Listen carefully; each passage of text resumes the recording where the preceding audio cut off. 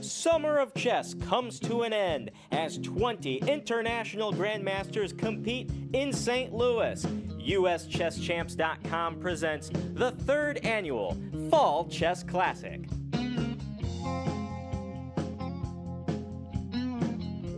Welcome back to what is the final round of the 2019 Fall Chess Classic. As always, we are your hosts. My name is Caleb Denby, and I'm joined by the wonderful Grandmaster Boros. Thank you for having me. Yeah, and there's actually a lot to be decided still today. Of course, in Group A, we had to congratulate Ray Robson as of yesterday. He was unassailable coming into today's round.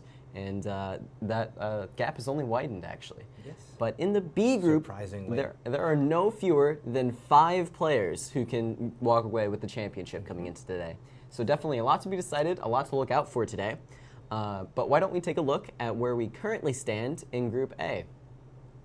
Ray Robson, of course, drew his round 8 game and walked away with 6 out of 8, a full 1.5 ahead of his nearest competitor. Astounding result. And by just itself. incredible. Winning 5 games in a row in the middle of the tournament, a result nobody can argue with. It deserves first place. Yes. Jordan Van Forest drew his round 8 as well. He was the only player capable of catching Ray going into that round, but with just a draw, not going to be enough. Alexander Linderman, Boros, Hrant Melkumian, Ilyas Mirin, and Varakovian are all sitting on 4 out of 8, hoping to turn this tournament into a positive score in this final round. And why don't we take a look at the B group now? So this is where it's really interesting. Yasser Quesada Perez is on 5.5 points out of 8 in clear first place going into today. However, there are very serious chances for both Jack Shambuliak and Aram Hakobian to score a full point today and possibly tie Yasser, unless he manages to win his game as well. Also some outside chances for Manuel Petrosian and Denis Kadric. Absolutely. Both on 4.5 out of 8, a very respectable score. +1 in this tournament is very nice for these players. They are mathematically not out. Yes, although it seems It's unlikely, it's but looking unlikely. Yeah, math says it's still possible. it is possible. All right, and why don't we take a look at the format for the tournament? Today is, of course, the final day of 2 10-player round robins. That is the A group and the B group. The time control that they all played is 90 minutes for the first 40 moves, with 30 minutes added on for the remainder of the game. There is also a 30-second increment from move 1, so these players should never get too low on time in these time scrambles. They always have this option to play a move, get 30 seconds on the clock, and start to build up that time bank. Yeah. Breathe a little bit, make a move, take a little breath, and then you can make another move. Yes. Yet again. The stress never stops. No, but never stops. There's also a draw offer rule in effect. The players are not allowed to offer each other a draw until Black makes his 30th move. And then, relevant to today, we actually have the tie-break format. There are going to be, depending on whether 2 players are tied or 3 or more, there are a couple different formats we could have. If there are just 2 players tied for the lead, there will be a 2-game rapid match that is game in 10 minutes with a 2-second delay. And then if they're still tied after that, the game is decided by Armageddon. And of course, the Armageddon game is a very special type of chess where white gets extra time, game in 5 minutes with a 2-second increment. However, black, while he does have less time, he also has draw odds. So in the Armageddon match, black only needs to draw the game to be declared the Fall Chess Classic champion. Well, exciting stuff. Yeah, hopefully we see some exciting playoffs today. It's possible that some of these players might just run away home with a clear first, which would also be interesting to see as well. As always, we'd like to thank you for joining us on social media, watching along in the YouTube chat. We love to answer your questions. How are you guys doing today? Supernova, you've been here like every day. Good to see you back. Pal Ted 1, Sean Lynch, good to see you all here in the chat room. We love talking to you guys and answering your questions. Also, feel free to join us on Twitter using the hashtag FallChessClassic. And lastly, if you want to follow along, watch the games yourself, you can do so at uschesschamps.com. That's where all these games are being streamed. You can watch them live for yourself. Well, Dennis, what are you expecting today? Looks like a lot of action in the B group. I didn't know what to expect today. Yeah?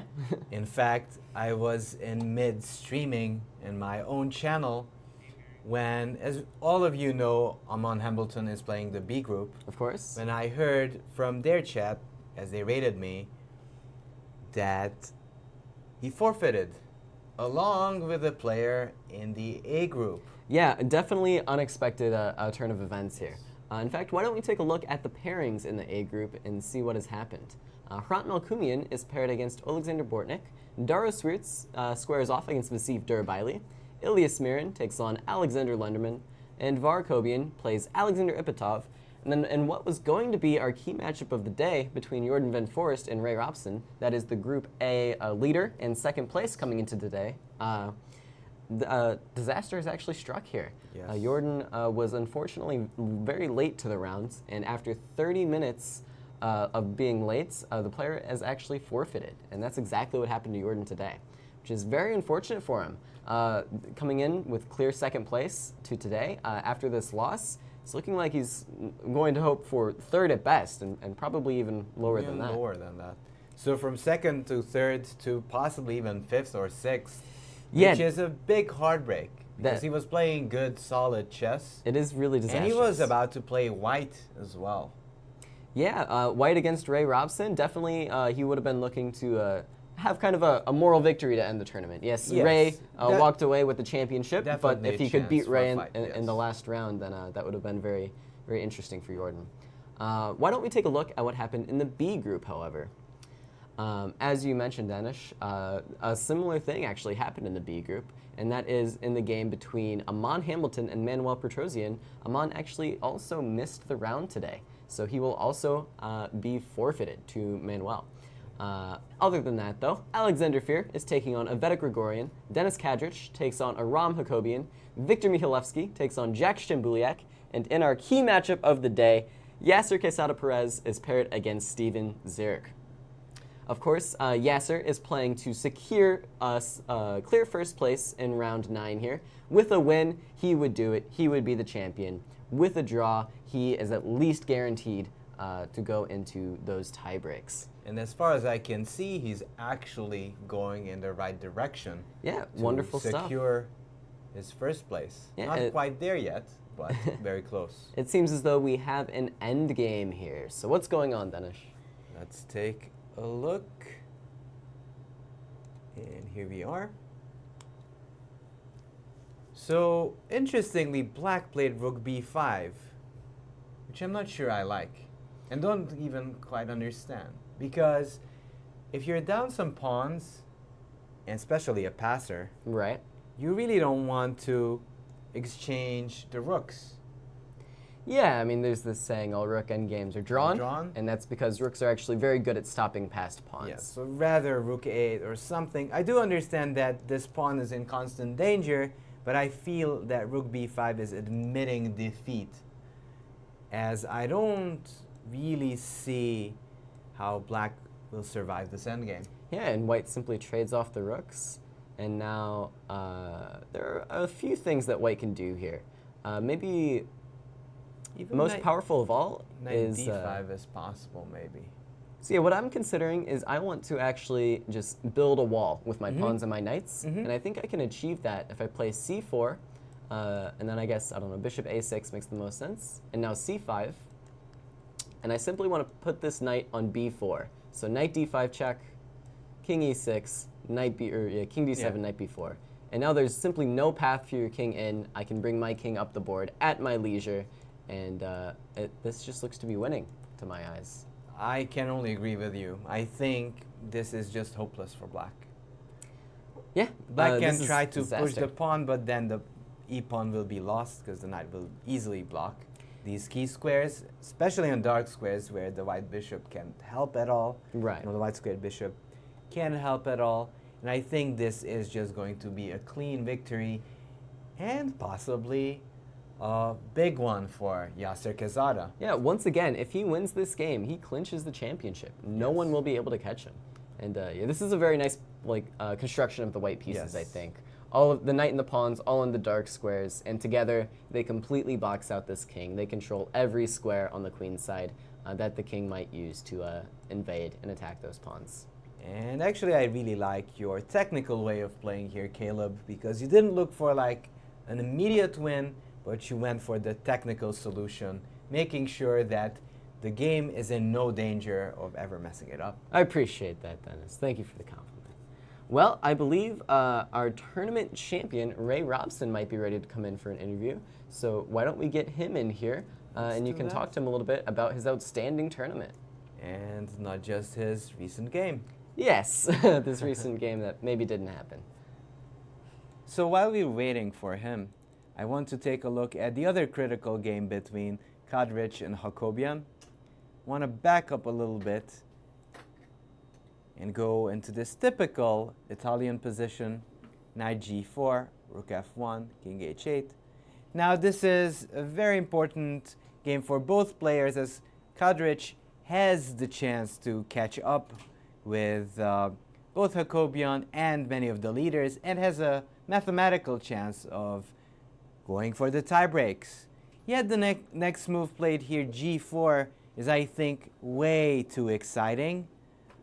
And we'll even ask my guest here very soon what he thinks about this fabulous move of g4.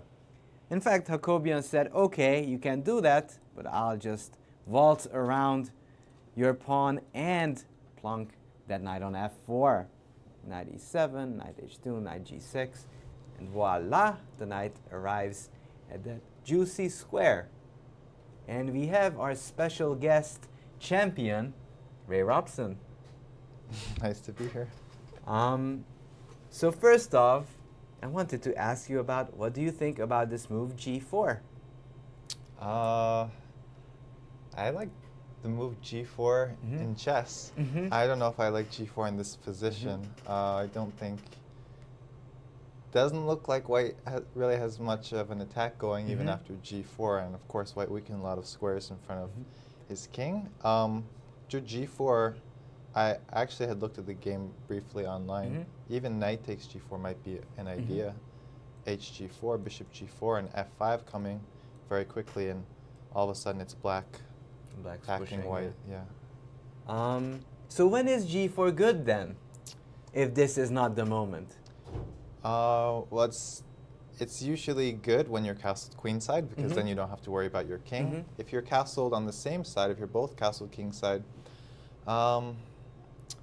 it's good if you have pieces ready to attack. Also, probably it's much safer if the center was more close. For example, if, like in a Roy Lopez structure, white's d3 pawn would be on d5, black's c7 pawn on c5, then the center is more or less closed, and white can try to attack on the king side. Here, either side can still open up the center. Black can still try to break with d5. Also, black's knight is not on f6, king is already on h8, so black is more well prepared to push his f-pawn. So it's, yeah, in this case, it's really not a favorable time to play g4 for white.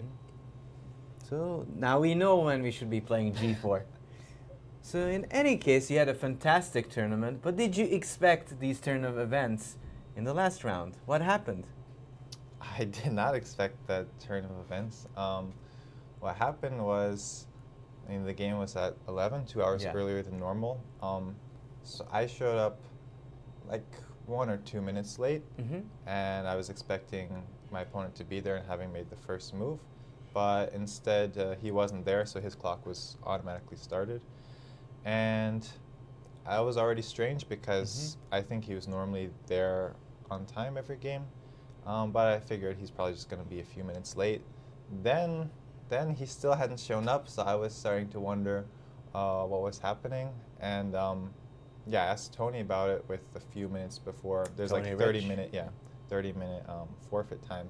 So I asked him, you know, if they've been in contact with him at all. They said they tried to call him, I think, but he hadn't answered. So yeah, he showed up like 1 minute after the 30 minutes was up.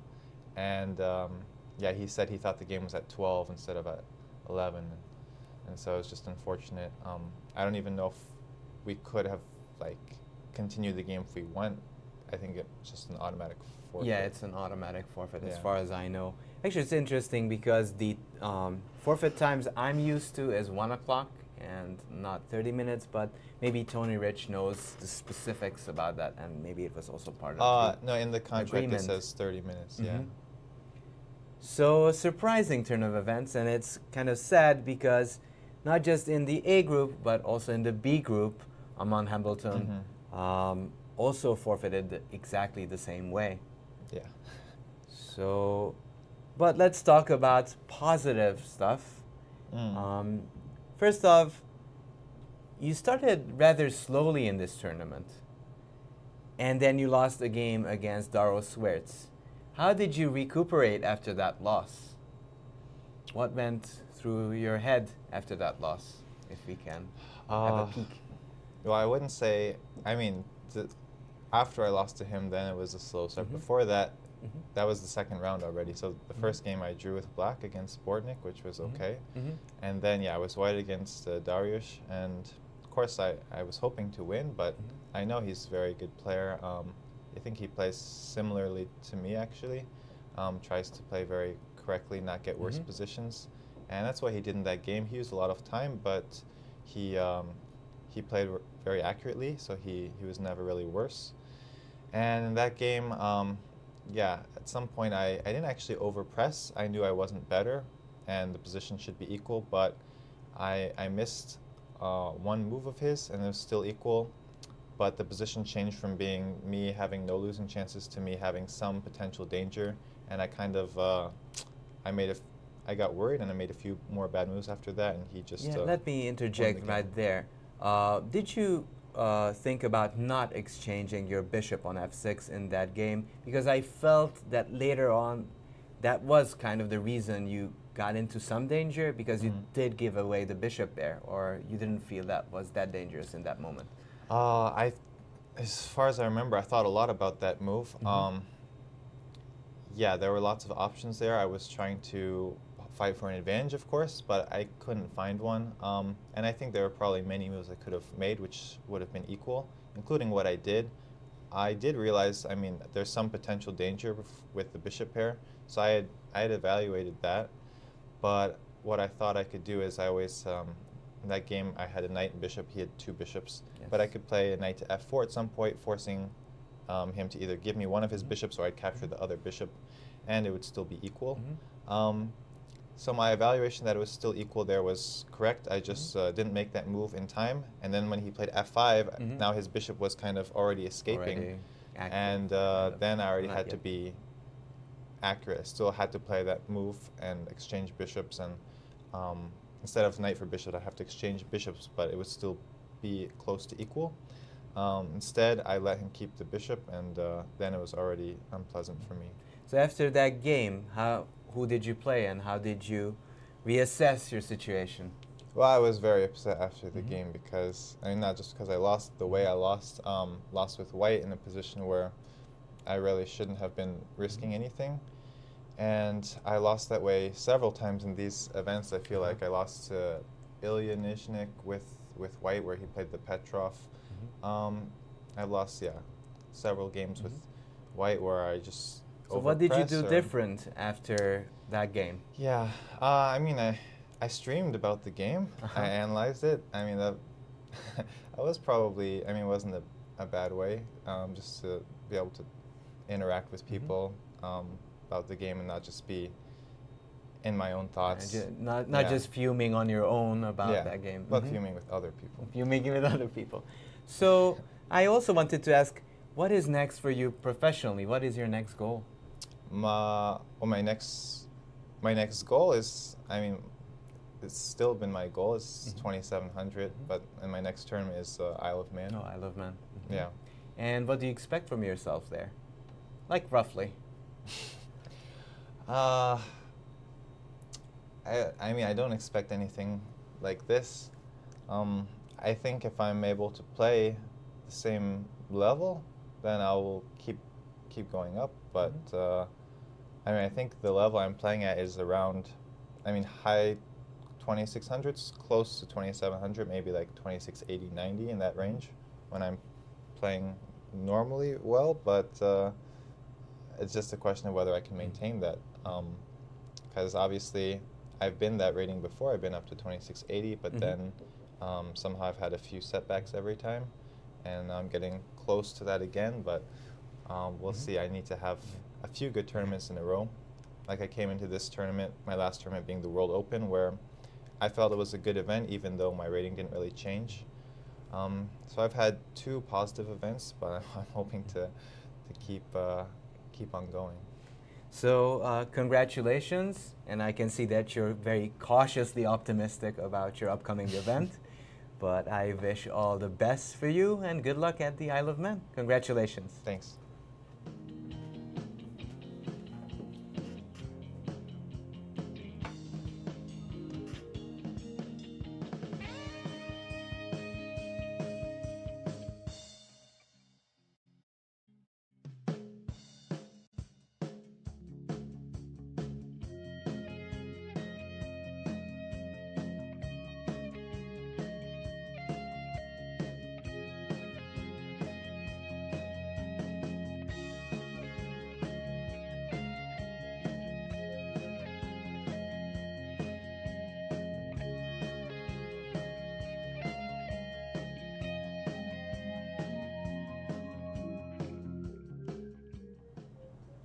huge congratulations to Ray Robson on Congratulations, of course. an outstanding event, and he may be cautiously optimistic, but I am very much looking forward to seeing what he does in this next tournament. I think it's Yes. going to be quite well. Having 5 wins consecutively in this level, that should boost your confidence for the next Yeah. event. It certainly shows a deeper level of understanding, more accurate, more technical play than his peers in this event.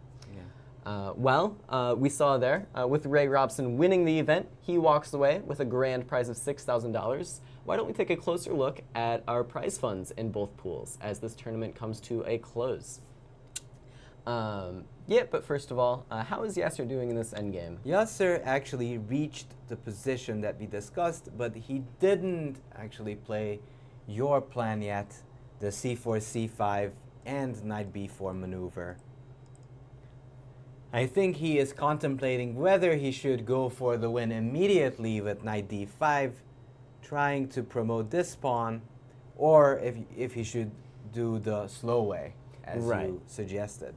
And there's also another option of instead of trying to build this barrier, you can just play king d2. Get your king in the game. Yeah. It's just technically winning. So it does seem that Quezada has his fate in his own hands.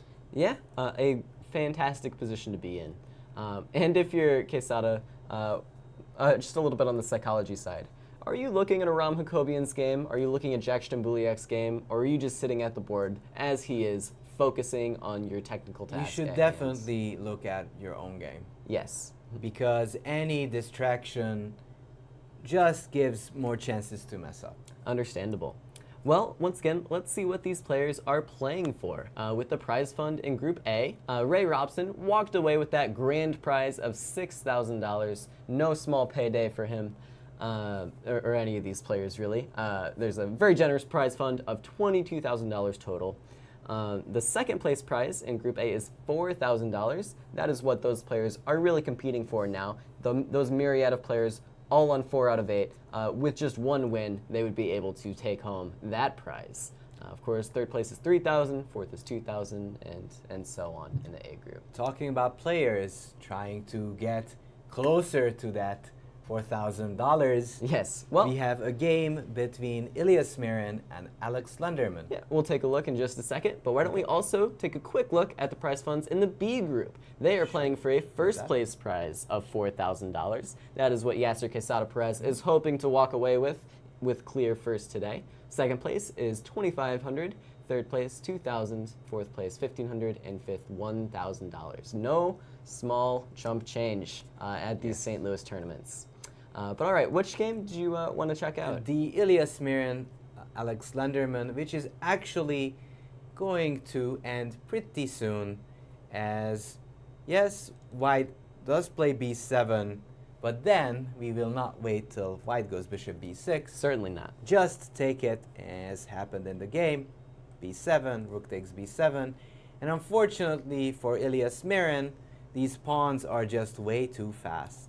Yes, Those connected passers are just too fast, and you can also just bring the king closer and stop this king from coming back. yeah, it's rather unfortunate how the white king just gets kind of Yes. boxed out. It'd be an interesting endgame if white had a rook instead of a bishop, Indeed. but unfortunately, bishop's not quite as good as those rooks at Yeah, stopping this And this pawn is a formation here. big win for Alex Lunderman, as he's guaranteed shared second place after he wins. Yes, this brings him to 5 out of 9 for the tournament on the whole, which is actually just +1, but that's enough. No other player managed to go +1 yet. With a strong field like this is a respectable result by Alex Lunderman Definitely. if he manages to win this game. Another player hoping for their piece of the pie with second place is Daros Swiertz. The man Ray Robson mentioned actually managed to take him down in the second round. Yes. He has quite a nice position, I think, against Vasif Durabaili here. And again, we can take a quick look at body language of the two players. Right. Just look how Daros Swiertz is in full concentration mode, trying to find the killer blow, while Durabaili seems to be a bit more reluctant about his chances. Yeah, I don't know. Everybody leaning in. It seems like this is really a critical moment here. What's Yes. going on the board? So there's some big pressure on the f7 pawn, and that's never good news if you're black. Big pressure. I Big like it. pressure. And also the h6 pawn is weak. On the positive side for black, he does have an unopposed bishop on b7 and maybe some knight f3 ideas in the future. Right, But but any Yeah, pawn white- openings would lead to disaster for black, though. yeah, material is even. White hasn't had to sacrifice anything to get this what looks to be very almost devastating attack. So it's looking very good for white. How does black solve all these problems? Is there a way you can stop white from opening up on the f7 square and also taking this Probably h6 pawn? f6 is potentially the best, as you can't really take, because that would just be the end. Right. With so many threats and this potential discovery, it's just going to be lost. And of course, the problem with a move like king g7 would simply be e takes f. And even knight f5. yeah. Oh, knight f5 as well. I'm sorry. So in fact, Yeah. white has more than 2 threats. He has like 4 threats. Taking on h6, taking on f7, and knight f5. 1, 2, 3, 4. We've seen the triple threat. Yes. But the quadruple threat. The quadruple threat. Disaster. Nothing can stop a quadruple threat. So perhaps, like you said, best for black would be to play this move f6 F6. when I guess you can't actually take on h6 due to rook h7 trapping the queen. But thankfully, we have a couple more of those threats to rely on, and a move like knight f5 might be quite good. Yes. In fact, Durar Bailey decided that there's just too much pressure on his position and took on e6, which, as I mentioned before, looks very dangerous for black Yeah, I guess after knight takes um, e6. he must just be planning to sacrifice this exchange. Yes, I don't and see how else black can ever survive Hoping this. maybe that there's some counter tricks, but it does seem that white's attack seems to be more real than I'm definitely on board. black's. After rook takes e6, in fact, I don't think we actually have to take that rook. We can play a very nice move. Queen takes h6, piling up on that pinned piece. And black really doesn't have enough attackers. The queen would be, if the queen would be on f7, then there would be a raging attack, but that's 2 moves away from heaven, Yes. and heaven is much closer for white this time, as bishop takes Yeah. e6 will be decisive. Looking very good for Boros Sweerts. So perhaps these are 2 players who are hoping to make their way into that shared second place position. However, more interesting, I guess, is this B group. So we know that Yasser has a good position, but let's say, for example, that somehow something goes wrong, he doesn't manage to convert this. Then it's time to be looking at these last 2 games between Aram Hakobian and Denis Kadrich, and Jack Stambuliak and Viktor Michalewski. If either Jack or Aram Hakobian win their game and Yasser draws, then that's when we get these playoffs. Yes. So here we see Aram Hakobian and Denis Kadrich deep in their battle here. This is, of course, that game where Denis played the kind of weird G4 move. And how is Aram taking advantage of it? So Aram actually made sure to bring this knight into passivity. And as we can see in this position, he succeeded, as its only job of this knight is to defend these pawns. Yeah, definitely. Which is miserable. Leaving You a don't poor You want impression. this knight on f5 if it's possible, but it's not. Yes. And you can see that white is suffering the consequences of these early pawn pushes. Right. And after like a potential knight e5 move, it's very hard to make any active plans for white. Yes, this rook is active on a8, but by in itself, it's not strong enough to conjure up real threats. Yeah, I mean, it's as they said, the pawns do not move backwards. Yes, No they matter don't. how much you want them to. White's best move by far, I think, would be to play pawn g4 to g3, but Yes. it's not allowed. In So, fact, g2 would be even better. g2 would be even better. So I do expect Hakobian to have great winning chances here, especially maybe with ideas of maybe either going to e5, as I did before, or b6 and c4, c3, creating a second front. Because at the moment, Kadrich is worse, but is still holding on. Yeah, he's defending, but Yes. he is defending well for the moment. But this, of course, is really going to put the pressure on Yasser Quesada Perez. He knows that Aram Hakobian is going to be coming for him unless he manages to win this endgame. So let's take a look at the Stambulia game for a second of to course, see. Jack, the other player who is capable of catching Yasser Quesada Perez in first place. And it seems that Stambuliak has a decent position here, as he neutralized the bishop pair of Michalewski.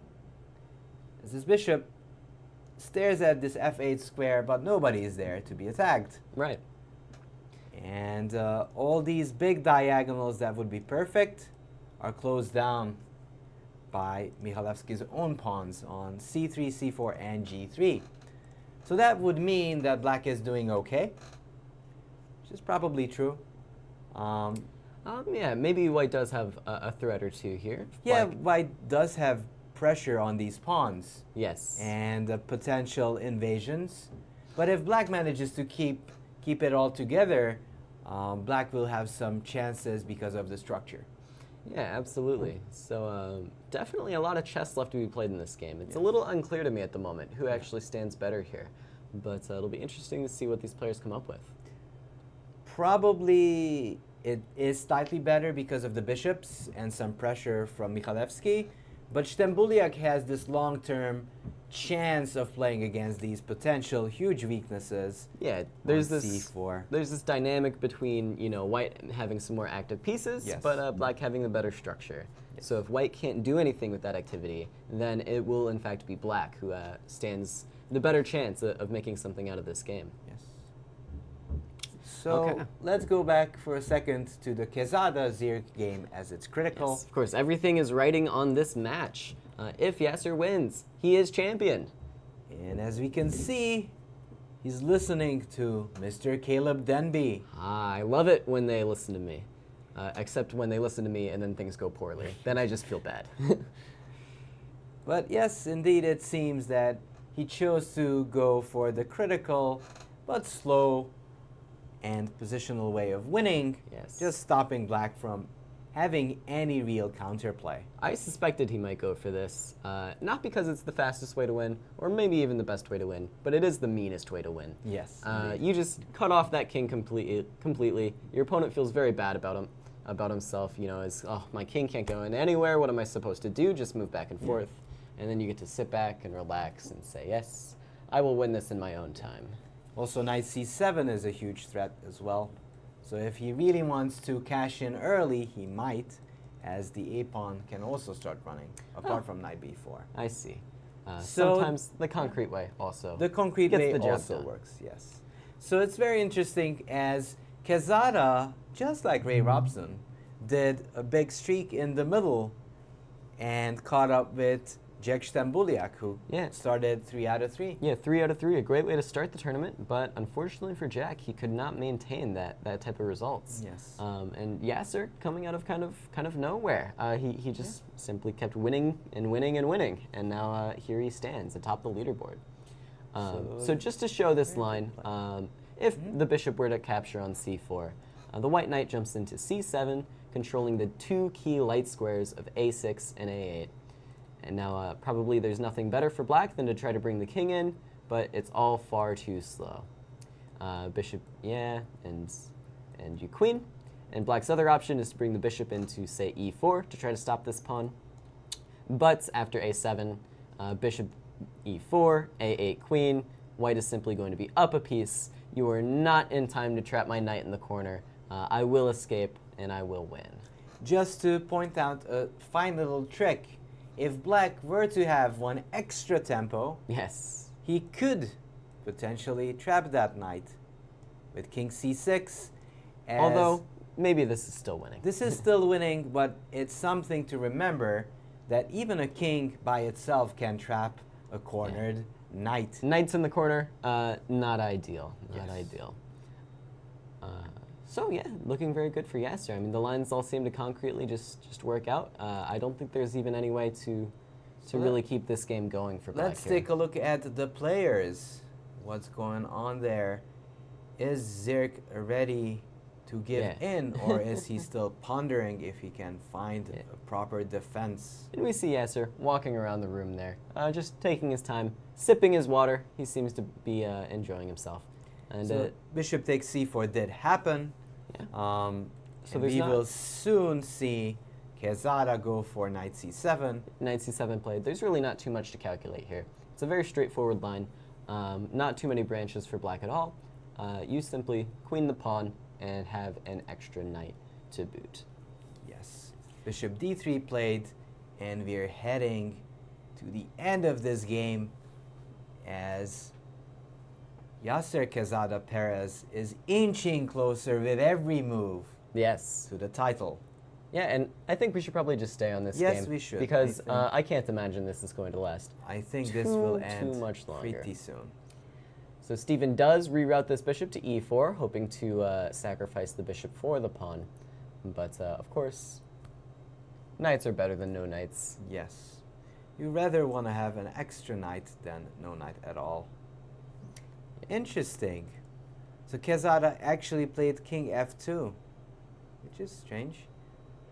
But Oh, and after they king have- f2, black decided that a7 and a8 is unstoppable, and there we have it.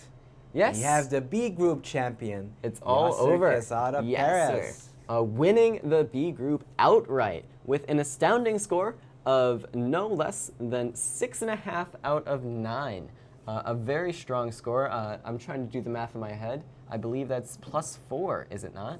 Yes, it Yep. is. +4 in a 9-round event is a very excellent score. Of course, we can't all be Ray Robson winning 5 games in a row in the middle of the match. So +4, we will It's have to still settle for very in the B group. respectable. And Yes. hopefully we're going to have a little chat with him as the B group champion. All right. And yeah, Yasser with 1S, not the 2S Yasser that does commentary here sometimes, walks away with the first place prize of $4,000. Of course, we will try to get him in for an interview, but it might take a couple minutes as these players do enjoy analyzing their games sometimes. And everybody deserves a little bit of celebration of their own. Of course, of course. So does Yasser Quezada. So, well, with that, the B group champion is decided, but what isn't decided is the second place prize in the A group. So we looked at a little bit at Daro's game, who's fighting for it, a little bit at Lenderman's game, who's fighting for it, but we've not yet seen Akobian or Malkumian, both of which are also looking to move to 5 out of 9 and a portion of that second place prize. So let's take a look at the Melkumian Bortnik game, which looks like a pleasant position for white, yet I think the only way for white to break through is f4. But it's, for some reason, I don't feel it's likely that white is going to win this game. Well, yeah, and another problem is if you don't play f4 right now, then perhaps black can actually play f4. Yes. And if that happens, then all the files are locked. The only way you're breaking through is if you give up a full piece for a couple pawns somewhere. Yes. It's not that Melkumian can't push, just like Ray Robson did against Var Akobian. Right. But there's a big chance that the position will be just locked down and drawn. All right, so not looking too promising for Hrant then. Yes. And how about Var Akobian? What's going on in his game? So Var has a firm grip on the position as he managed to block black's bishop, which had to move to f8 to find some targets. Right, and both sides seem to have a few natural moves left to play. White, of course, would love to play this move h5, loosening up, softening up those light squares with this Yes. h7, g6, f7 complex. And then following that, if the h-file were to open, white could very naturally bring the pieces to the h-file. The problem with that, of course, is that your opponent gets to make moves in chess as well, so things are Yes. not always so easy, and black is going to be looking for some sacrifices with bishop takes a3, as well as some pawn breaks with a move like pawn to b4 in some cases. Just to take a look at this one, white has some very nice defensive ideas, and also after knight b4, white's position does look safe enough. Yeah, white, well, black does have this A3 square for his pieces. White is doing a good job here, controlling A1, controlling A2, controlling B3 and B4 and B2. There's just not enough squares, for black to make an attack here. So it does feel that this position is slightly better for white, especially that this bishop is just totally bad, staring at pawns. Apart from defending, doing not much. I'd even consider like moves knight b4, such as knight b4, just to exchange this knight for this bishop, and then the difference between this aggressive bishop and this dumb bishop will be apparent. Yeah, definitely. This bishop on c6, really the problem piece for black problem here. piece for Ipatov. So, with that in mind, looking promise for Darrow, Lenderman, and Akobian. Perhaps we will have 3 players sharing In the fact, second place. Lenderman has won his game. Oh, yes, the game and has if officially we get the ended. chance, would be happy to have him. Yeah, definitely. If he A very wants nice to win talk to us. against Ilya Smirin, with those 3 passed pawns on the king's side, proving dominant over that bishop. And in fact, in the Melkumian Bortnik game, f4 was played. Bishop f2. And we can see that white's only hope now is to either sacrifice the bishop for some pawns or some c5 break. But to be honest, I'm skeptical. Neither of those look very promising to me either. And to be honest, I feel this is going to be...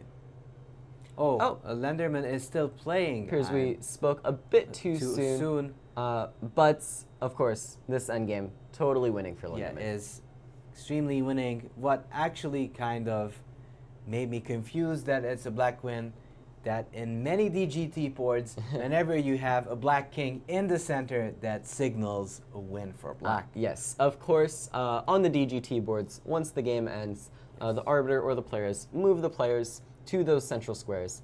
2 kings on 2 light squares means a white win, kings on black squares means a black win, and kings on e4 and e5 opposing each other means the game was a draw.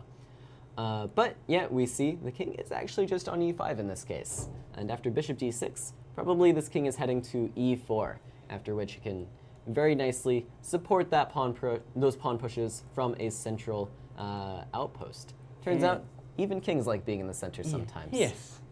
And to be honest, I assume that this game will end fairly shortly. Right. These players, of course, they know what's going on here. So let's take a look at the other critical game between Dariusz Swierz and Durarbayli Vasif. Absolutely. It looks like white did, in fact, end up taking this rook off of e6, and black has no pawns for the exchange, and the weaker king, and the less developed rook.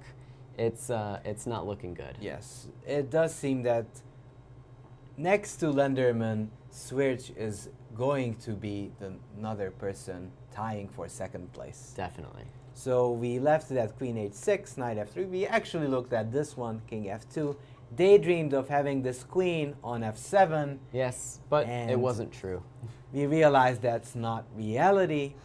Knight d4 takes king back because you don't want to get checked and you don't want the queen to come to f3 with a tempi. I agree. So king g1 is a strong logical move. A move that Ray actually mentioned that Swierz is famous for being very correct and trying to find the best possible moves in the position. King g1 is just that kind of move. Bishop c8, and as a move like queen d5, hitting the rook and eventually getting the rooks in the game, it's getting more and more likely that Swierz is going to win soon. Yeah, and all right. Unfortunately, I think I've heard we were unable to get Yasser in for an interview. I'm not the best Spanish speaker myself, Danish. I don't know if you are, but Yasser, not supremely confident in his English skills. Luckily for him, he has all the chess skills to make up for it. Yes. So he will walk away with that championship prize of $4,000 in the B group, as well as the honor, the respect, the bragging rights of the title of Fall Chess Classic champion. And also to his credit, he did lose the all-important match when he faced Stembuliak.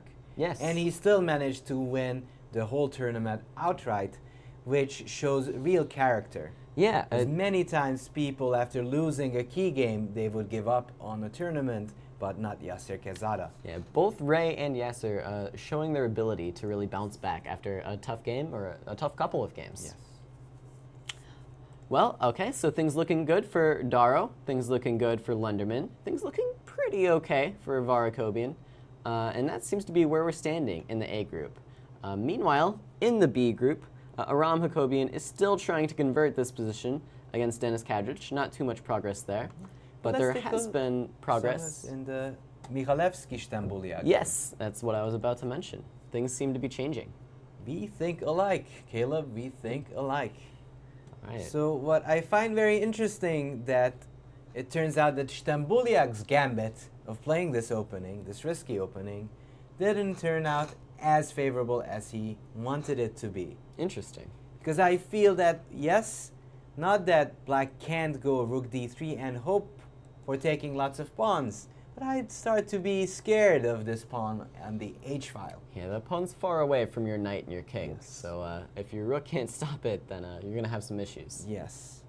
And yes, black might be able to stop it, but then white might have constant pressure and the Damocles sword threat of playing h7, h8 at any moment. Yes, these types of endgames I've always found just terrifying. Yes. You know, maybe objectively, okay, I can take enough pawns, I have enough threats on the other side, but there's always this nagging sense of doom where it's like, oh, one bad move and my opponent gets a queen, and then it's over. And if we've been perusing non-verbals before, let's do it this time as well. Let's take a look at the players. Oh, yes. And how are the players feeling? Jack really leaning in, Yes. kind of focusing here. And then- Victor, head and hands, Yes. also deep in concentration. Yes, and it's also very interesting that if we look at the times, Michalewski has 2 minutes, Stambuliak has 12. Yeah, so That's a Michalewski- positive for Stambuliak. Yes, it is, but there's a couple ways to get into time pressure. One is your position is bad and you're struggling really hard to defend, and I don't think that's the case here. I think Victor really liked his position and he was just trying to get the absolute utmost that he could out of it. And that's not a bad reason to find yourself in time pressure, is if you've gotten yourself a good position for Yeah, it. and I honestly agree with you, Caleb, because it's not the hardest task to start pushing the h-pawn Right. like a madman. Victor's already done the work. He's Yes. gotten the good position. Now it's time to cash in. Yes. Just, you know, almost pre-move. I will play h5. I will play h6. and Henrik then- knows its duty and will start marching forward. Yes, and then just Go, ask Black, Henrik. now you deal with it. Yes. Uh, So on the other hand, I do have to revisit if Stambuliak has some hope here. Well, yes, maybe a little bit. Because Okay. if he manages to somehow stop that h-pawn, right.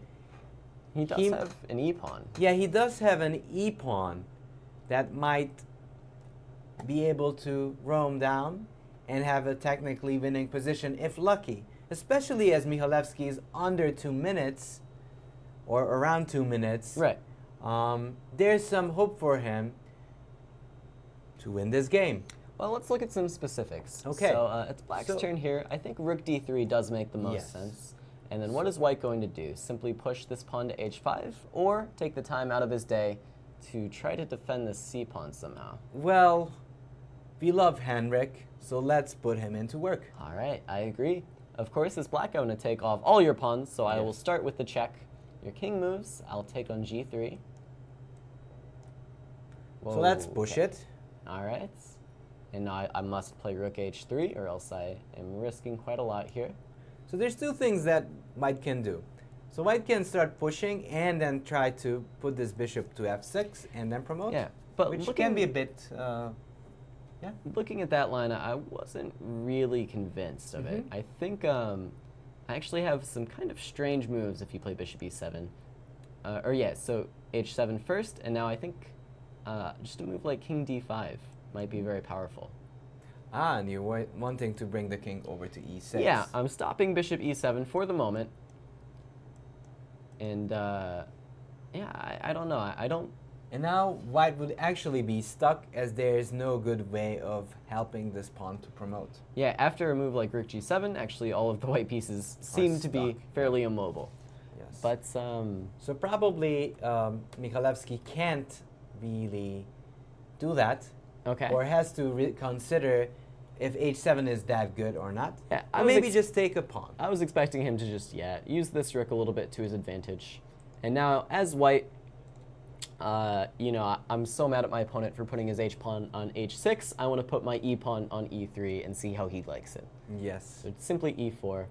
And now we kind of see, yes, white's passed pawn is a little bit farther away. It seems to be a little bit more dangerous, but this e-pawn will give black some very nice counterplay. Okay, so h7, let's push it. I guess you push it as well. Yeah, I'll play e3. I guess I want to stop you. Oh. And the Lenderman game is over as Alex Lenderman wins and is sharing second place. Yes. Hopefully we will hear more from him. Absolutely, we'd love to his get game him in against to Elias Smirin. talk about his game, talk about his tournament as a whole as well. He's played some very interesting chess. And actually with this bishop b4 that we just played, we can pinpoint that that's why bishops are so much better than knights in these open positions, as I'm threatening to push this pawn as well as defending this key square of e1. Yeah, bishops go far. Yes. That being said, Black is not in big danger, right. but it's not that white is risking losing either. Yeah, I agree here. So, looking to be a draw is the short of it. Near a balanced position. Of course, this was just one line, Yes. but these are very logical moves, very natural moves for the players. White really is going to have to bank on this h-pawn, and then black has to find counterplay somehow. Why not by pushing his own e-pawn up the board? Okay. So not looking like Jack is going to be able to make anything out of that position. What is going on with Aram Hakobian? Not much. He did improve his position since then. He went knight e5. 95. And this is kind of a logical, technical play. You're trying to get rid of your opponent's only active piece. Of course. Bishop d7. Takes, a3. a3, I'm not sure, but probably Kadrich is still hoping that something funky will happen in this game, so why Right. not go a3? Yeah. Queen b8, but obviously Hakobian is no fan of another rook appearing on a8. Okay. So he goes queen b8 himself, preparing to take on b4 with the queen. All If right. that queen would show up in d4, probably the position is kind of getting worse for white. Yeah, I tend to agree. This looks quite nice for black. There's still this nagging pressure on the f3 pawn, and now he's also threatening to invade on the queen's side. It's going to be very, very difficult for white to deal with both. Yes. But for the moment, we do actually have Alexander Lenderman ready to come in to talk about his game today, All right. talk about his tournament on the whole. It'll be very interesting to hear Interesting. his thoughts. All right, so let's go there and take a look of the first few moves of the Alex Lenderman game. Knight f3, knight f6.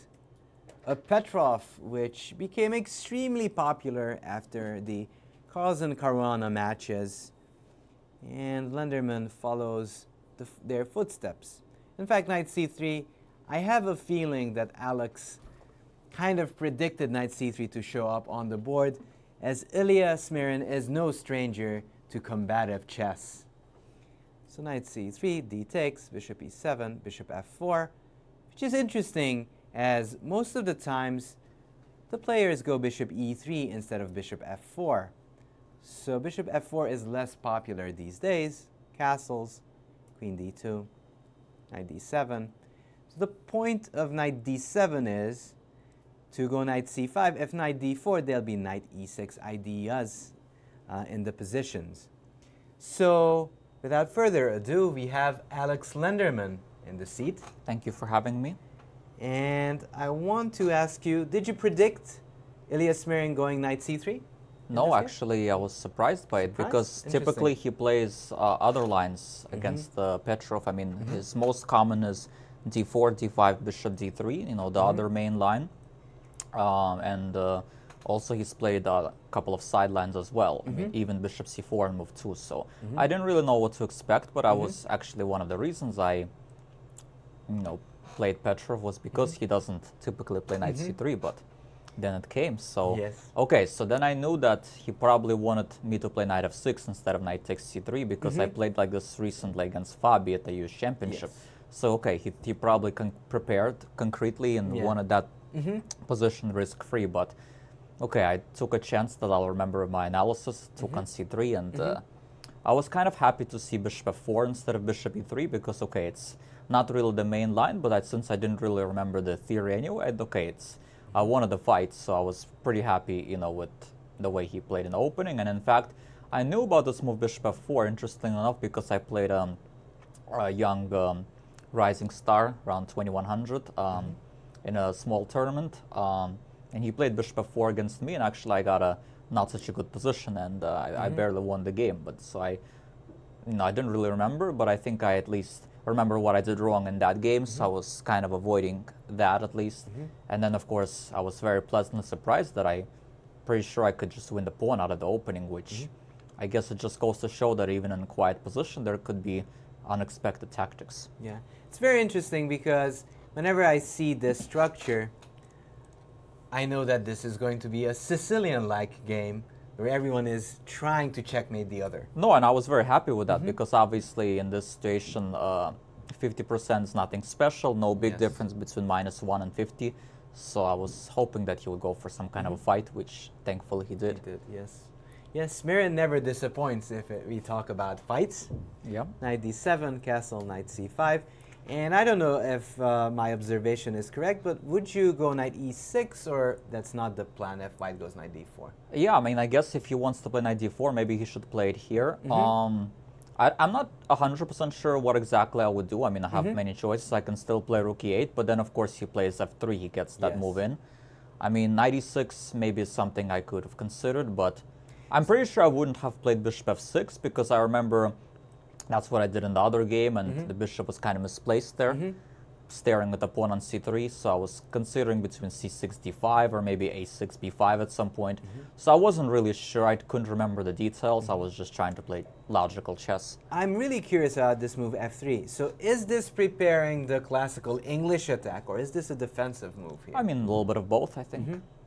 I guess defending against knight e4 jumps, or... Although now that I think about it, maybe he played king b1 because, you know, if knight e6, let's say, bishop e3, knight takes, bishop takes, there's some bishop g5 ideas, and maybe he was trying to do prophylaxis against that somewhere. Oh, So, interesting. I mean, okay, I don't think it's such a big deal anyway, but But I mean, maybe he was scared of that one. yeah, I mean, wanted to avoid that. King b1, rook e8. It kind of reminds me of Geary games when these rook e8 moves come. And Rook e8 seems to be always a useful move in the Yes. Petra from what I know. yeah. Yeah, and here it looks like, if I'm not mistaken, knight d4 is already a blunder. I mean, I saw that move, and I thought, okay, I'll at least go knight e4 and then bishop f6, but then suddenly I saw, oh, I have bishop h4, and am I just not much better? And it was definitely a pleasant surprise. And if I go bishop c4, what? I was is the- thinking about bishop e6 here, you know, just I trying to see. Take. neutralize. Yeah, and Okay. I'm not sure how, yeah, probably with knight, yeah. Yeah, pawn can become a little bit loose. Yeah, no, I thought I should be close to equal, but I was pretty happy. I mean, position with full of fight. Yeah, and nothing to really complain about with black. Yeah. So knight d4, but then here comes knight e4, and I bishop mean, I don't know h4. if I missed something better, but I mean, no, I mean, I'm pretty sure bishop h4 is correct. Yes. But I mean, I saw, of course, he could play bishop b5, but, and I saw at least I can, you know, have an upper pawn position, but I was wondering whether I missed something better after bishop b5, where I can just win outright, but I couldn't see. Yeah, it is still kind of like, this does look like a very simple position, at least at first glance. Yeah, no, I saw I can at least go bishop d7, but what I'm saying is whether I missed anything Something, yeah. even better than that. I mean, that's... Yeah, that's the big question, but it does seem that this looks like a free pawn. Well, it is a free pawn, but of Yeah. course, at that moment, I was a little bit greedy. I was Yeah. trying to see if I can just, you know, basically... Win outright, I guess. Win outright, yeah. But, yeah, because unfortunately, if knight f2, then g3, and let's say knight takes d1, or knight takes h1, similar, gh, even if I go c5, unfortunately, he can go knight b3, where the knight is not under attack. Going back if c4. Yeah, yeah, exactly, and I couldn't make it work, so I guess I did what I had to. So Bishop f2. And after this, was it still a game or was it no, more or absolutely, less- it was a game. I mean, for, I mean, up pawn is by no means guarantee. I mean, but I felt like the way he was trying to defend, he was trying to defend by really creating counterplay, and kind of going all out, and especially like, what did he do here? He went c4. Yeah, so this was the decision which, I mean, of course, he could try to defend passively, try to hold a long game, and maybe that was objectively better, but it looks like, yeah, he wasn't really in the mood for long Yeah, defensive sovereign, so he tried to go for this c4, gc, takes, queen a5. And here again, I'm not sure if I missed some easier win, but what I thought what I went for was also pretty strong, so, but Yeah. yeah, I Trying mean, he to was... put some pressure on the white Yeah, king. because of queen b7, there was an important line. Queen b7, let's say, knight d2, check, bishop takes d2, c takes d2, rook d1, and here, queen h5. It's an important move, because if rook takes d2, I have queen d1. This is That's, very beautiful. So that's, you know, that. Yeah. So that means like you couldn't take the pawn, Yeah. and that means at the very least I'm still up a pawn. His king is weak, and but no, here he, you know, he found obviously good defensive moves which don't lose right away, and again I couldn't figure out whether I had something more convincing, but I thought this endgame is. And I mean, eventually you did grind this one out. I did, although at one moment I actually missed a few things. I mean, he found some very good defenses. For example, let's keep going. Okay. Knight e3, here knight g2, here rook d5, yeah, and here king b3, knight f4. Yeah, and here he found a good move c3, because if he goes king c4, then rook d2, it's much easier win. Yes. But I didn't see he can play c3. And the idea is, of course, positional. If he takes, it has this a pawn, which is annoying counterplay. Maybe I'm winning, but of course it's very annoying. Yeah, it's no reason to give that. So I easy played rook counterplay. d3, bishop c5, rook c3, king here, knight d5, king b5, rook c2, and here I calculated this beautiful variation, and suddenly it dawned on me he can play king c6, and I'm like, oh man, you know, is this king c6 just, did I just mess up? But then, of course, luckily for me, I had this knight f4, and I'm still winning in all the lines, but to tell you the truth, yeah, I almost feel like I messed this up, but I guess I didn't. Breaking news, Daros Swerts won his game and also tied for second place. All right, so king c6, knight f4, and... But now you could go for this endgame, and this is just... Yeah, of clearly course. Here I was 99% sure I was winning. The only thing is, don't, you know, miss bishop b6. Don't miss bishop b6 because then you're not gonna sleep well after that. No, I remember I was it was funny in a similar kind of position. I remember I watched my friend play like a local rapid game. He was playing a master, and he was at something like 1800, and that was this one idea the master had, and he just, you know, played like h5 quickly and allowed. Yeah, that's a heartbreak, but Yeah. thankfully you didn't miss that one, and No, then you it's managed basic. to win. So how do you feel about your tournament overall? Well, it was Are you happy with your quality of chess? well, I mean, I think, I mean, what can I say? I mean, obviously, after a very heartbreaking loss to Ray Robson, and you know, to tell you the truth, I also had missed opportunities earlier on in the tournament also. So basically, the first half was very, very difficult for me because I had these great positions pretty much every game, and I more or less had nothing to show for it. And you know, after that, I knew I'm probably not winning the tournament.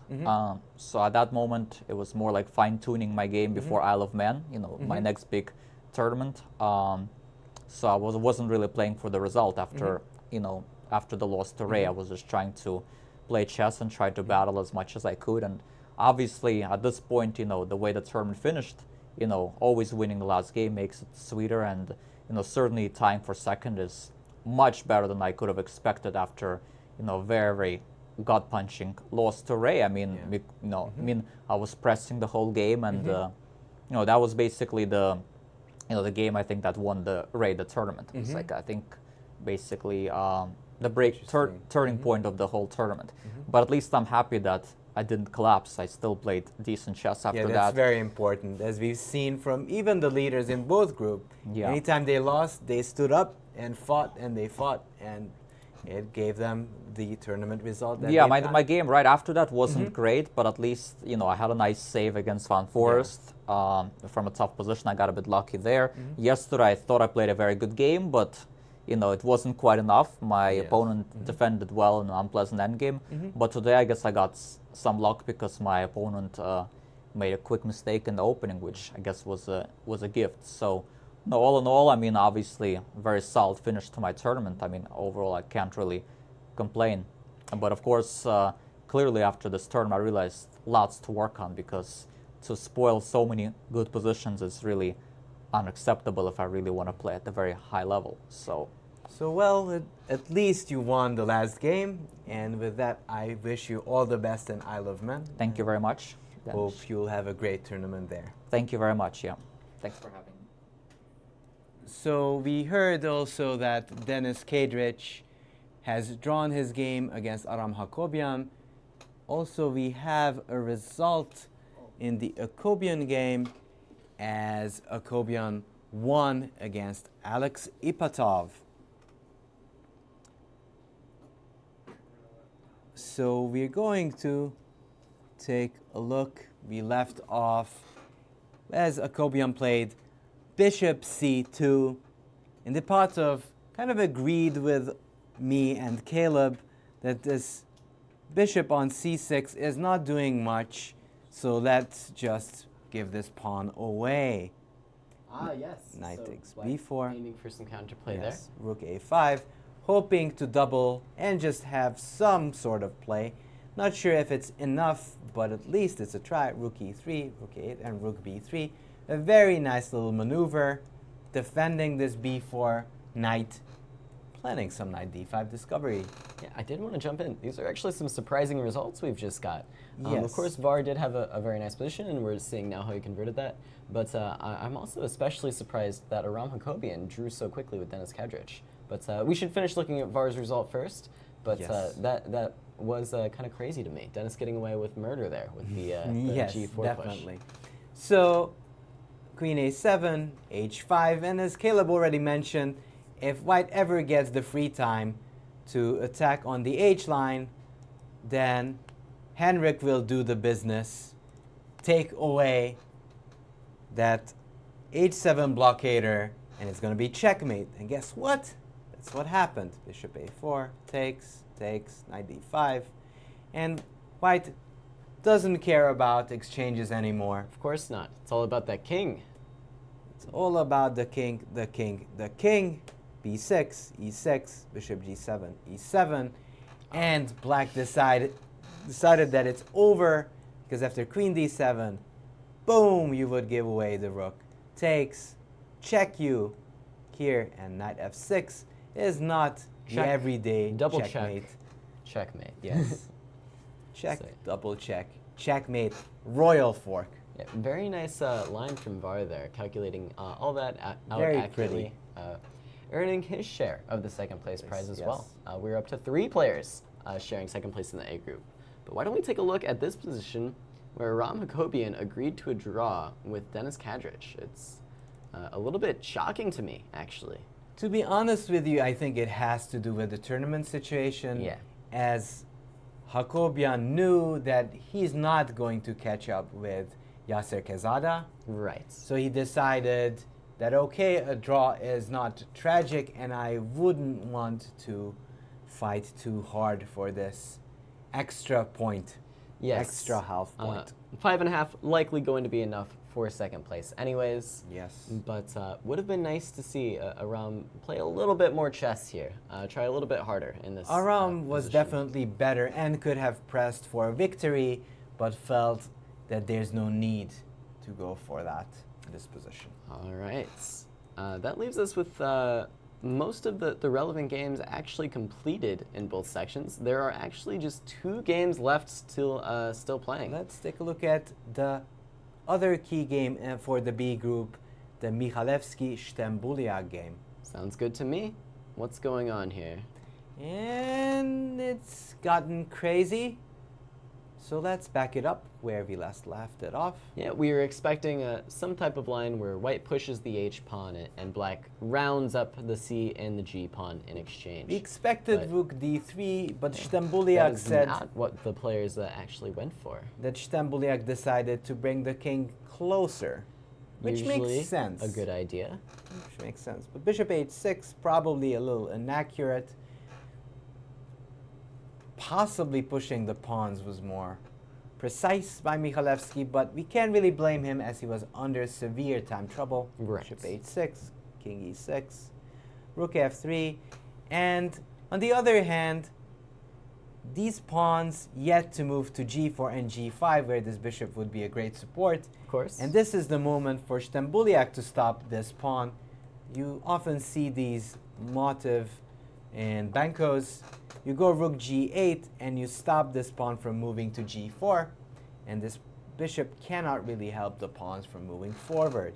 Bishop d2, e4, of course, you know, f4. taking advantage of the color complex that the bishop cannot control with Yes. the light squares. King e5. And this is kind of a Benko-esque position where this knight is much stronger than this bishop, and this rook is more active than this rook on f4. Yeah. And therefore, even though white has the connected passed pawns, excuse me, it's very difficult to make headways with white.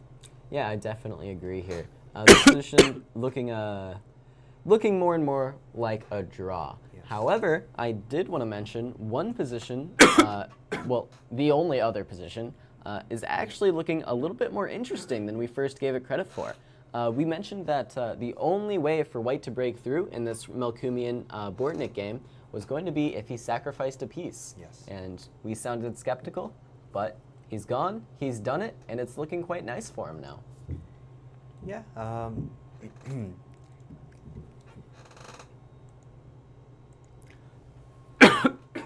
Disaster. Are you okay, Dennis? I hope so. Okay. I hope so. So yeah, we last left off somewhere around here. So here, Melkumian, because of the situation in the tournament, or just being ambitious in general, decided to go for the sacrifice. Yes, of course. Bishop takes a5. And after b takes a5, rook takes a5. Black is up a full knight, and the light squared bishop for the dark squared bishop. But now these rooks are actually going to be able to penetrate for white. And so yeah, what's going on here? What did the players end up playing? It looks like rook b7, defending this knight. And after bishop f7, a very nice tactic, the rook has to be distracted from its defense of the knight, or else, of course, these g6 and h5 pawns would also fall. So rook takes f7, rook takes b6 check, and now all the pressure is on black. His extra piece, this bishop on f8, does not make a good impression. Yes. Meanwhile, white's rooks are very active, very dangerous, even creating some checkmating threats. But as we look at Melkumian, we can see that he's still not entirely certain if he's going to break through at all. Yeah, I think he's cautiously optimistic, as these players often are. Yes. He doesn't see the knockout just yet, but he knows he probably should never lose this position. Well, But you can imagine it, yes. it could happen, but probably his position is just fine. He just needs to find the right way to shift these pieces around to try to make something happen. Yeah, it's a good question, though, still, if he's going to manage to win this. He is the one pressing, but this bishop is doing a good job defending these key squares. Definitely. So Bortnik has all and every reason to hope to survive this game. Well, let's play some moves. Okay. Of course, for white, I want to keep as many rooks on the board as possible. Yes, That's where my definitely. advantage lies. So I want to start with rook ba6. And then what might black do here? Rook c8. Oh, then I would run into this guy. Yes, this is my idea. I want to push this pawn forward and then deliver a So I very nice should- checkmate. Run before it's too late. Okay, king c8 seems like a reasonable try. And now I was wondering, how can I make progress? I wanted to play, I don't know if it's good, don't make fun of me. I want to play c5 at the right moment. And if you were to take this pawn, I bring my king up to c4, a very nice square. And the point is, I've opened up this 6th rank. I have a lot of threats coming against your g pawn. And if I can make 3 passed pawns, maybe then that will be enough to Yeah, good point, good defeat your point. bishop. And in fact, even though this bishop is a good defender and it does defend these key squares, it's still super passive. Yes, of course. And it can't really fight against rooks if it comes down to it. No, yeah. Whenever rooks and bishops get into fights, my money's usually on the rook. Yeah, the rook is a heavy guy. Hard to deal with him. Yeah. So this does look more unpleasant for black, and maybe it's even more unpleasant than I thought it was. Yeah, this rook ba6 move Yeah, seems this to rook- cause some problems. Yeah, this looks, and the c5 king c4 plan looks very annoying. Yeah, one line that I wasn't sure about. Rook ba6, let's say king c8, like you first intended. And now after c5, the other move that you have to check is rook takes b5, rather than pawn takes c5. So I might check you and go c6. Yes, this looks dangerous. Yeah. Do I have time to just play king c7 and try to jet from my home on away? c8? Hmm. Hop in my private airplane and get on out of there? Good question. Well, I might want to see you go back. Okay. Do I have to go back? Well, do you dare go forward? No, I better go back. I'll Yes, go you back. Better go back.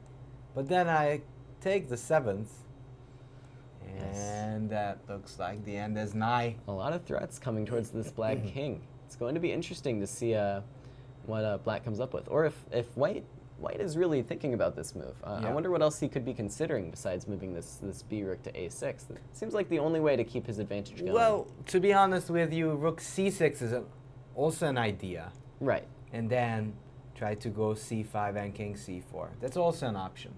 Okay. Also, this rook would be like double defended, would be placed pretty well on c6 as well. So Yeah. rook c6 is an option, but maybe rook ba6 is more logical. What I don't like about rook c6 is it gives black this extra option to play rook a7. And now I'm not sure if I'm ever going to get my other rook into the game. And if I trade off one set of rooks, I think my winning chances really start to go down. On the other hand, I might be still able to go with your plan and bringing the king up and do the same thing. Yeah, As this definitely. rook is still very passive. Yep, I like all these positions with that extra rook on the board. Yeah, that's true. It's nicer to have the extra rook.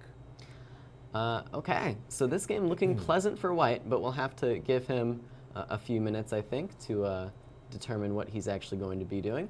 But I believe we have Var Akobian here, ready to talk about his big win today and his tournament overall. Yes. Let's pull up that game. In Yeah, a second. absolutely. And I will Yes. get out of my chair here and let Var join us. Yes.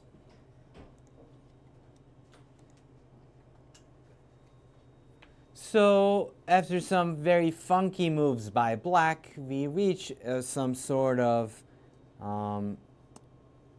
King's Indian kind of position. The knight not necessarily optimally placed on a6, h3, e5, and in fact black is getting into a position where you would not want to play c6, but c6 has already been played. So, but why would I explain this to you when we have Var Akobian here, the winner of this game? And what do you think? Do you think knight a6, c6 is kind of an early concession in this type of structure? I think it was playable position. I don't think I had that big of an advantage. I was slightly better, but I know Alex. He likes to play these unorthodox openings. He actually wrote a book on it, on all the sidelines, and so very interesting book last year. And I just realized I just need to play normal chess, and I quite like how I play this game. Except at one point, I think I just let my advantage slip away. I think this is fine. Everything queen d2. I think more or less normal. Long castle. Yeah, and I mean, normally black would love to go a6, b5, Yeah. but it's hard with the knight on Yeah. a6. Yeah, there's some problems with d6 pawn here as well. So I think he played fine, rook e8, and Yeah, I think he rushed here with d5. So he told me he underestimated my idea of capture e5, which is just a tactical idea because he cannot take on e5. Bishop takes a6, and if you take knight c6, and now I pick up the exchange. And if he takes rook e3, which is I think another important detail, because sometimes in these positions black can actually sacrifice the exchange. Like if I just take, active bishop. if let's say this position I take, he would have some compensation, but it's very concrete because he takes on a6 and I have knight c6. So I'm in time to get rid of one of the bishops at least. Oh, I just want to get rid of one bishop, and then I go king b1. I think his attack is not that strong anymore. So yeah, I felt really good about my position. I don't know what the engine evaluation is. I thought I was actually close to be winning. I thought, but maybe I'm wrong. So he played the knight d7 here. And another idea, just to mention why knight h5 doesn't work here. You know, bishop takes a6, and takes g4, and knight g3, and the knight is just going to be trapped on g3. So that's why. So knight d7, f4. And actually, it's interesting that in many of these King's Indian positions, e5 is such a typical idea. Also, sometimes you have this idea as ed, cd, c5. It's like you change to a more positional approach here. Now I don't have this because the knight is on a6, but it's in but some usually variations, it works. F4. Yeah, take. Yeah, I don't know. Here I think I have a large advantage here. I'm not sure if I played the best. I played king b1 here. I wanted to get my king out of the way. Then he played. It's very hard for black to move here. Just his position is. And these knights are just so awkwardly and placed. Coordination is bad, and so he played queen f8. I played g4. I don't know. I think it's a good move to stop this bishop f5 ideas forever. So then he played bishop d7, knight d6. There might have been other possibilities as well, but okay, bishop c6. I took. Yeah, here I made an inaccuracy here. So I think bishop b6 is correct, and I was thinking just knight takes d5 here. Just knight d5 immediately. Yeah. Yeah, I mean, because of these pieces so out of place. Yeah, next move is bishop c4, actually. Yeah, bishop c4, and this looks almost decisive. Knight c5 he has to play, and I somehow forgot about this bishop. I saw bishop c4, and I thought he has b5, but I completely forgot I can just take back. And I'm just up 2 pawns, and I don't think he has any attack. Yeah, I actually overlooked this rook d6 idea. This rook d6 was a very good try for him. So. Meanwhile, the Mihalevsky-Stambulia game ended in a draw. But let's go back to this game. Yeah, so this rook d6 is a very resourceful idea by Alex. I think now it's not so clear because if I overlooked this idea. I thought actually, if you go back a second, I was just going to point out that I thought he's just going to take back with the b takes a. I go knight takes d5, and I go rook h1, and I have strong knights. Even though I give up my bishops, but my knights are very strong. Close to be winning. So then he played this, and now it's unclear. I have to try to win this all over. I think I'm only slightly better here. But I like how I played. I think I played quite well from here on, despite being a little bit low on time. Consolidate my position. Getting out of any potential tricks. Yeah, a3 is important. I have some f5 ideas here. So he needs to watch for that idea. Rook e8. Now he wants to do some g5 maybe at some point, or f6. I said, I'm going to shut that down completely. Yeah, and now this bishop is completely dead. The problem is pawns are quite weak. So if he doesn't succeed in attacking me, then in the long run his pawns are quite weak. And I have this now h4, h5 plan, which I think is very straightforward, and that's how I think I I guess the big and this key is move important. Yes, this is very important defensive move, stopping the b4 pawn. Very hard to attack here, and even though he had a lot of time, but he couldn't come up with the ideas. Maybe he should play d4. I think here he should. I do mean, something. we already hated on this bishop in the commentary, and it does make sense to do. I think he should do. I think white is better here, but I was kind of low on time. I thought this was his chance here. But he sacrificed the pawn, I think, right? Here. Yeah. No, so bishop c2 is another important move, by the way, to cover the a4 square. No. So not allow rook a4. Yes. So b4. b4, take, and another important move, rook e3. This rook is just coming to b3 just to cement the defense. Yeah, there is not going to be any attack on the a file because you just defend the b4 knight. I like this rook e3 move. I had like actually 6 seconds. Yeah, no, that was a very nice move. And now I just go h5. Now it's just crushing. And it's a very nice finish. And now it's a pretty rook h7. Yes, this is very nice. double check, discover check, Yeah. royal fork, everything, Yeah. winning the house. A very nice game. Congratulations. Thank you. Yeah. So I wanted to ask, how do you feel after this tournament? Well, I actually started well. Mm-hmm. I drew my first 3 games. I had some chances there, and then I won the game 4 against Darius. I was like, wow, I'm playing quite well because I haven't played since U.S. Championship Yes. over the board. I played some Pro Chess League games for Archbishops, Yes. but I haven't played over the board, so I wasn't sure. When you don't play for 5 months, you don't know What how to you're going to expect, perform. yeah. So, and then I had these 2 unfortunate games. I lost to Smirin in a much better position. Then I had kind of a bad game against Ray. I didn't play that well that game. And then I was like, oh, that's 2 losses in a row. But then I had this wild game with Melkumian. I managed to survive and draw. And then I won the last 2.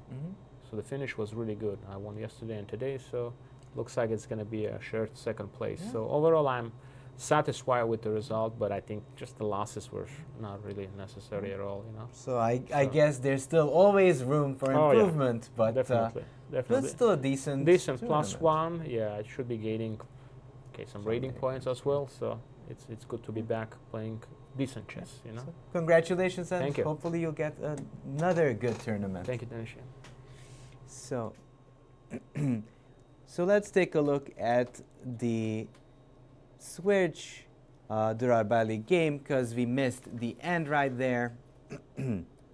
Bishop takes e6, takes king g7, king g1, a star move, just as big of a star move as Var's knight a2, which basically clinched him that game and shared second place. Now bishop c8 was played, still trying to fight, but it's very difficult to fight as these rooks are very quick and this king is a bit too much out in the open. So queen e4, rook b8, and g4. And I think this also deserves full marks. You want to block this bishop. You don't want to give any sorts of counter chances when you're up. Stunting the bishop, Yes. and now the rest is easy for the rooks, I imagine. So bishop b7, rook f1, and after the rooks arrive, it's game over. Yes. Of course, rook f7, a nice tactic.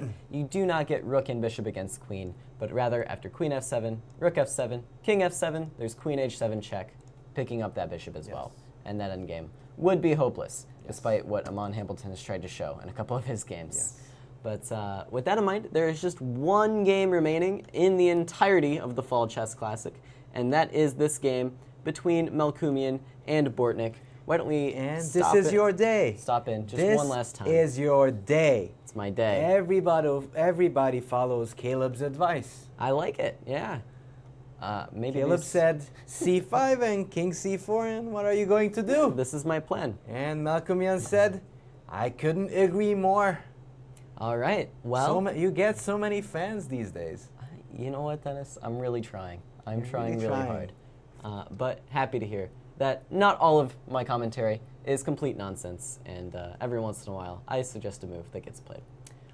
With that in mind, it's going to be very tough for Black here, I think. Yes, it's going to be tough, and it's a practical game. It's not that easy to make the only moves. Of course. But, you know, Black is definitely going to be thinking here for a Yes. while. And with that in mind, we are running a little bit short on time today. Since this is the last game, I think we better hear one final time from the wonderful Ryan Chester about a golden opportunity for you. In the St. Louis Chess Club, we are promoting the golden tickets, and he's going to tell you all about it. Hi, my name is Ryan Chester, and I'm the development manager for the St. Louis Chess Club. I'm here to tell everyone about a golden opportunity that we have right now. We're selling golden tickets for $50 a piece. It's a 50-50 raffle.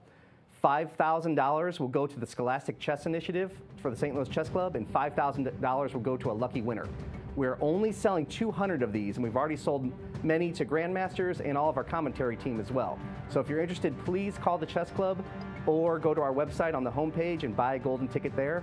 Thank you and good luck.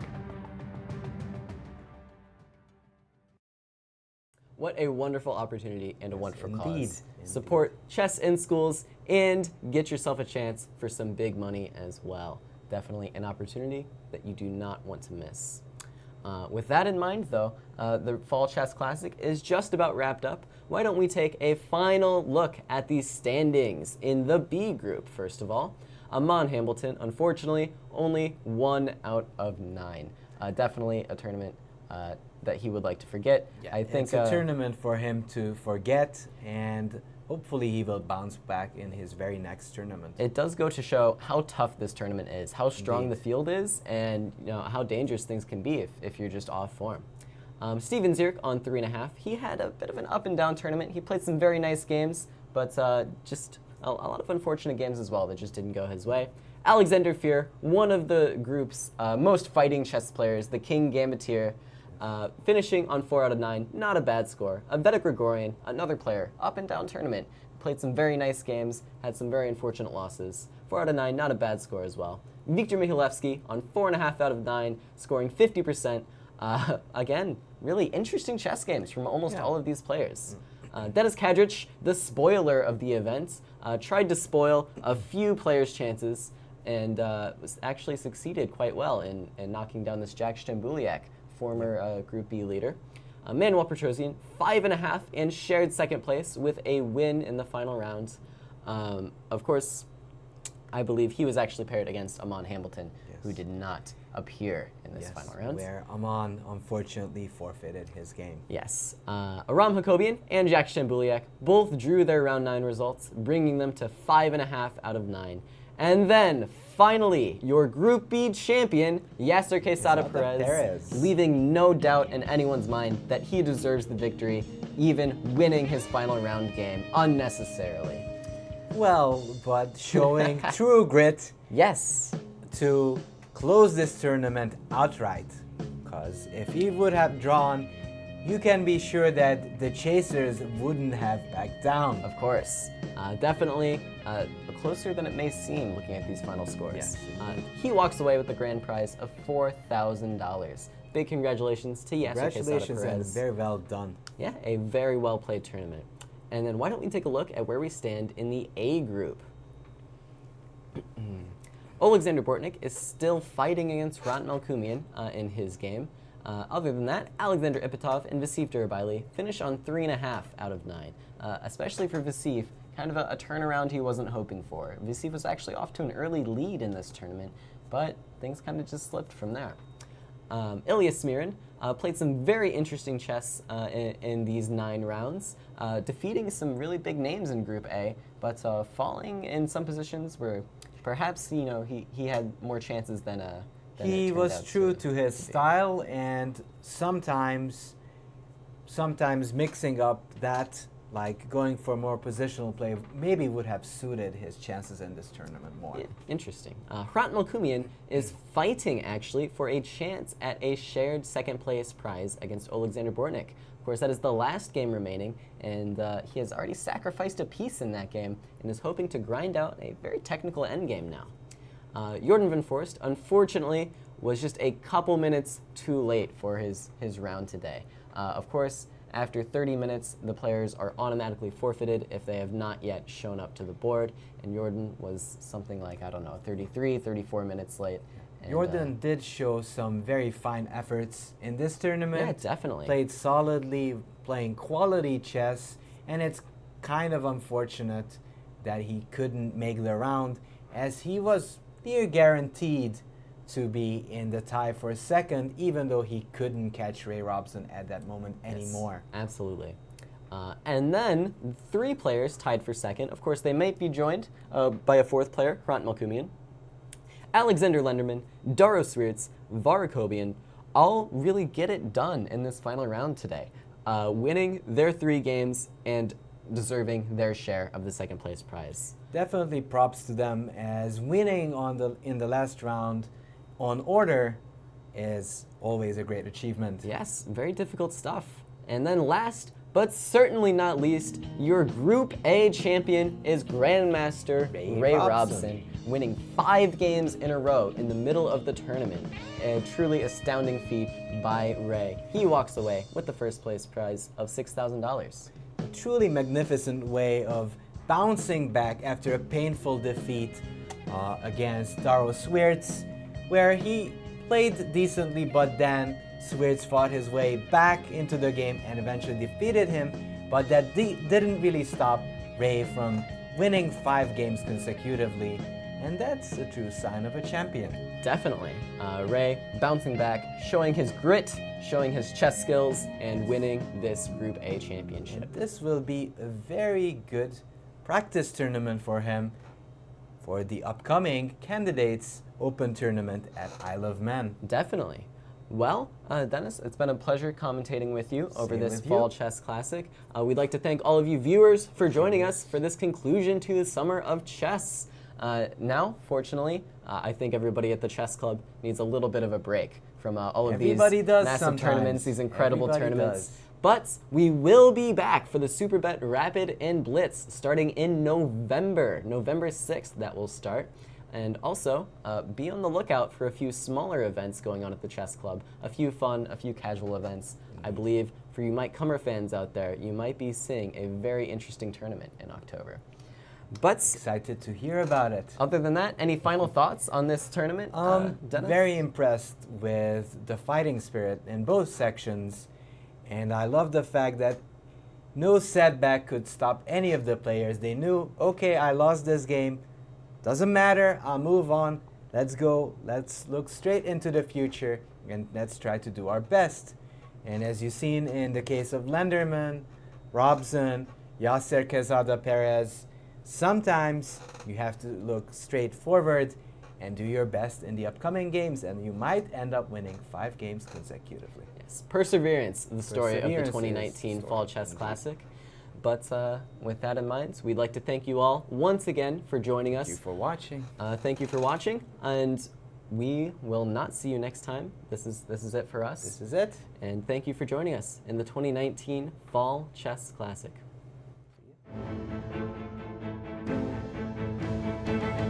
This has been a presentation of the St. Louis Chess Club.